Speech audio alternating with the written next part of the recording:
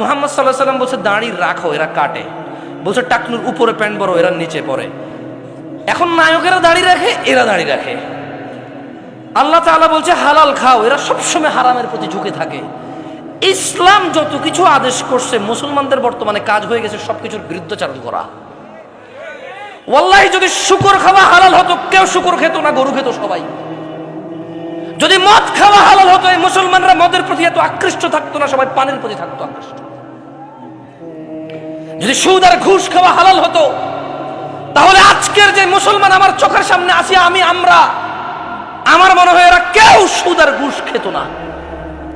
ওয়াল্লাহি যদি নামাজ পড়লে পাপ হতো, তো ফজরে তুমি মসজিদে জায়গা দিতে পারতা না। গান শুনলে পাপ হয়, কনসার্টে জায়গা হয় না। গান শুনলে পাপ হয়, কনসার্টে জায়গা হয় না। সিনেমা দেখলে পাপ হয়, ইন্টারনেটে মিলিয়ন বিলিয়নস ভিউ হয় ওইটার। বাবা মায়ের সাথে বেয়াদবি করলে পাপ হয়, কোন সন্তান তার বাপ মায়ের কথা শোনে না। একটা সামান্য মেম্বার, ইউনিয়ন মেম্বার, ও বেটা এখন 2 লাখ টাকা খরচ করলে হওয়া যায়। কি আগের যুগ আছে সম্মান হতো? আমি রাজনীতি বক্তব্য দিচ্ছি না, ফ্যাক্ট বলতেছি, নিজের উপরে নিয়েন না কেউ।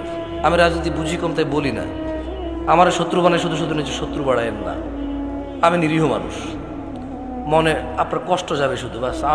আমারও ইনশাল্লাহ কিছু করতে পারবেন না, আমিও পারবো না। আপনারা যা করবে, যদি কিছু হয় ওটা আল্লাহর তাকদিরে আছে, আমার হবে, আপনার হলে ওটা আল্লাহর তাকদিরে আছে, তাই হবে, বাস, দ্যাটস ইট।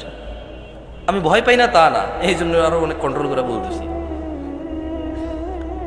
তো এই জন্য দেখবেন বাবা মায়ের অবহেলা। ওর যদি খালি ইউনিয়ন চেয়ারম্যানে বলে ওকে বলিস তো একটু দেখা করতে, ও লুঙ্গি কোনটা পড়বে এই টেনশনে পড়ে যাবে, যাইতে হবে রে। ওর বাপ মা ওকে ডেকে পাঠাইলেও বলো যে আসতেছি, বলে দিস পরে আসতেছি।